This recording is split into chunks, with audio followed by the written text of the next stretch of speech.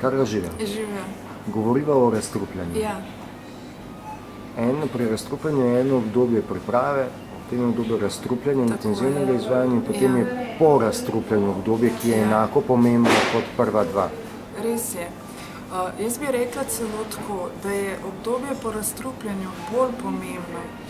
Kajti, če se bomo mi držali neke, bom rekla, razstrupljevalne diete, čeprav dieta je tak zoprn izraz, ki ga ne želimo uporabljati. No, ampak če se določen čas držimo nekih pravil in se razstrupljamo, potem pa se vrnemo na naše stare prehranjevalne navade, se lahko zelo hitro zgodi, da bomo spet prišli v fazo, ko bomo potrebovali neko bolj intenzivno razstrupljanje. V tem jaz ne vidim prav velikega smisla.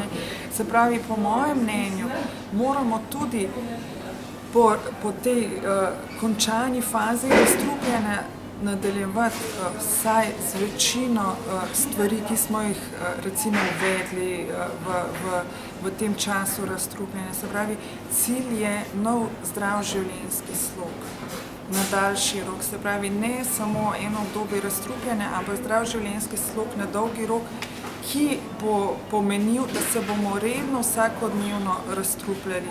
Se pravi, če tukaj govoriva, da ohranimo recimo uživanje pravilnih kombinacij živil, da skrbimo za svoje kislinsko-bazično ravnovesje, recimo, da se zavedamo, v katerih delih dneva je določena živila bolj priporočeno jesti in tako naprej. Se pravi, cilj je uravnotežen življenjski slog, zdrav življenjski slog na dolgi rok, ne dieta, ki traja 14 dni, en mesec, 2 meseca, potem pa vrnitev na stara pota, v stare napačne prehranjevalne navade, ki so nas privedle tako daleč, da smo sploh morali začeti z razstrupljanjem.